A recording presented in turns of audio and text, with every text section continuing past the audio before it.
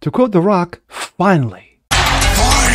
Kamala knee pads. Kamala Willie Brown. Kamala Harris has her first major interview. What? Who was it with? Rogan? No. A bullshit? Tucker? No. You know, that's some bullshit. Shapiro? No. Bullshit. Dana Bash of CNN. What? So you know it's going to be hard-hitting.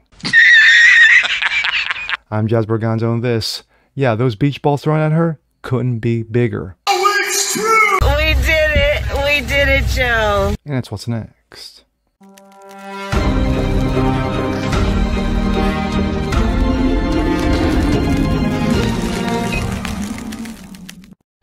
A happy Friday, TGIF, ladies and gentlemen. Jazz Berganzo, what's next? Your daily dose, common sense, facts, and salt. Hope you guys are feeling good today, of course, as we go into the long Labor Day weekend. It was bound to happen. Enough time passes, you know it was going to happen. Finally, it did. The long-awaited interview, major interview, of Kamala Harris. Kamala Willie Brown, Kamala knee pads, whatever you're choosing, finally happened. She sat down with Tucker Carlson. No. She sat down with Joe Rogan. No. She sat down with Ben Shapiro. No. She sat down with CNN. Yes, CNN's Dana Bash. So you know it was going to be a hard-hitting, rock-ribbed interview that was going to get straight to the point in regards to her policies and how they were better than Trump's. No. Beach balls galore. The bigger the ones you could fire at her, the better off she was. And of course, she was tag-teamed with Tampon Tim. So, yeah. This, coming from the New York Post.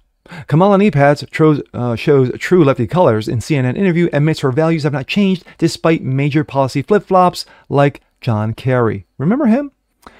Vice President Kamala Harris showed her true colors Thursday on her first TV interview since becoming the professional Democratic nominee. Yes, not by normal means like a convention. No, it was by coup. Anyway, in a sit-down interview with CNN, Harris defended her various backtracks when asked if voters know what they're getting, as Republicans question her sincerity of her pivots to the political center on immigration, healthcare, energy policy ahead of the November 5th election. Quote, I think the most important and most significant aspects of my policy perspection is the decisions of my policy perspectives of policy perspectives. Oh, I'm sorry. Is my value of my values have not changed, Harris told Dana Bash in her first sit-down since Biden dropped out on July 21st. The VP used the phrase repeatedly through the nearly hour-long interview to defend herself against allegations of political opportunism. Harris abandoned policy stances on her pledges, including eliminate private health care, decriminalize legal border crossings, banning fracking, and banning the sale of new gas-powered cars by 2035, each of those made in 2019, when then-California Senator was seeking the Democratic nomination for president until she ran up against Tulsi Gabbard, and Tulsi Gabbard wrecked her world. Anyway. Earlier this month, Harris floated then and then also backed away from plans for price controls in groceries after widespread criticism, with former President Donald Trump, the Republican nominee, using that proposal as an opening to nickname her Kamala.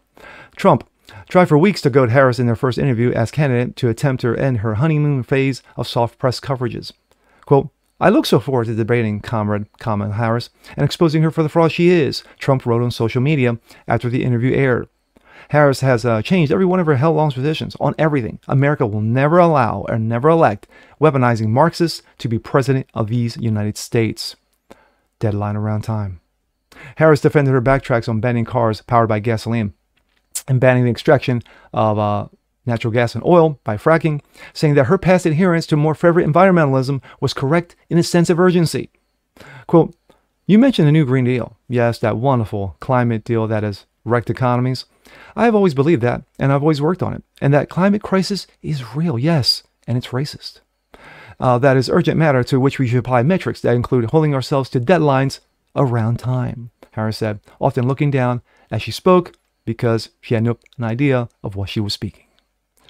Quote, we did that with the Inflation Reduction Act, aka the American Bend Over You Act, has set goals for the United States of America by extending the globe around the where she meets certain standards. For a reduction in greenhouse gas emissions, as an example, the value has not changed. An extension the globe. Okay. The Inflation Reduction Act included $369 million for climate garbage, including electric vehicle charging stations, tax credits for those vehicles, and home efficiency improvements, with the goal of reducing greenhouse gas emissions by 2030 to 40% below their levels in the year 2025. I'm sorry, by the year 2005. 2005? Okay. Anyway. Quote, I will not ban fracking. Well, that's good for us on the right, right? Harris insisted in her interview that she would not ban fracking without explaining why she changed her mind, and that prior stance threatens to haunt her in swing states like Pennsylvania. In 2019, you said, there's no question. I'm in favor of banning fracking. Do you still want to ban fracking? Bash asked. No. And I made that clear as Biden's running mate on a debate stage in 2020, that I would not ban it. As VP, I did not ban it. As president, I will not ban it. Don't you understand the words coming out of my mouth? When pressed, Harris said in 2020, I made it very clear where I stand. We're in 2024, and I've changed that position, nor will I go forward. I kept my word, and I will keep my word. What made you change your position, Bash asked. Let me be clear. My values have not changed. I believe it's very important that we take seriously that we must do to guard against what is clear crisis in terms of the climate, Harris replied. Yes, I am in favor of protecting the climate by not banning fracking. That is totally against what Democrats think. And to do that, we can do that by accomplishing this far, the Inflation Reduction Act. And that tells me, from my experience as vice president, we can do it without banning fracking. In fact, Dano, I cast a tie-breaking vote and actually increased leases for fracking. Yeah, I did it. I don't give. When Bash pressed her on whether there was some policy or scientific data that you saw to inspire her change of heart, Harris said, what I've seen is what we're clear. We can grow. We can increase the thriving clean energy economy without banning fracking, because fracking would be banning, and I'm against banning fracking. Border czar was a result in a number of benefits. Border czar work resulted in a number of benefits. Harris argued that she was successful in her role as Biden's person point in stemming illegal immigration. Yes, allowing 11 million over 4 years. Great job, Harris. Even though overall illegal crossings surged to new record highs in the history of the United States. Harris made a single brief visit to the border area, the so-called border czar, after Biden tasked her in March of 21. Working with Mexico and 3 Central American countries to tackle the root cause of illegal immigration. Well, first of all, the root causes, what I did as vice president, that I asked to do by the president. And of course, the president asked me to do some things, and I did them as vice president because I did the work and I was asked to do that. It actually resulted in a number of benefits, including historic investments by American businesses in that region. That work, Harris said. You think I'm making it up? No. Yeah. And the number of immigrants coming from across the region has actually reduced since we began that work. Yes. It was at 20 million. Now we're down to 11. Biden and Harris axed Trump's policies on the border during their first year in office, including halting construction of U.S.-Mexican border wall and repudiating the Remain in Mexico policy requiring asylum seekers to stay south of the border pending on U.S. court decisions. Federal data shows that the volume of illegal border crossing from Mexico, El Salvador, Guatemala, Honduras is down, but slightly, with a combined 945,000 apprehensions of citizens in those countries in the most recent 10 months data versus 955 in the same period of 1 year. 1.151 million in the year before, 1 million in the year Harris began in the role. But overall, legal borders and crossings surged to record highs, topping at 2.5 million in fiscal 2023. There should be consequences in crossing the border. The vice president indicated that she no longer supports decriminalizing illegal border crossings, although she didn't precisely say so. I believe there should be consequences, but the consequences may be consequential, so I'm in favor of those consequences. We have laws that should be followed and enforced that address to deal with the people who cross our borders illegally, and there should be consequences.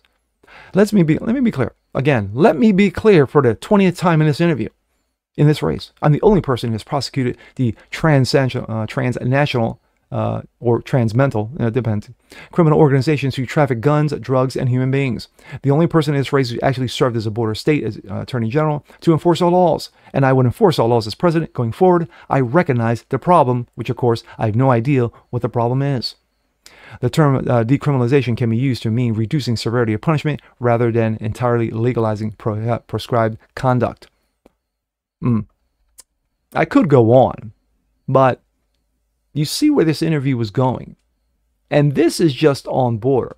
So I'm assuming that Dana Bash hit her with the border, the economy, foreign policy. Oh, that's going to be a joy.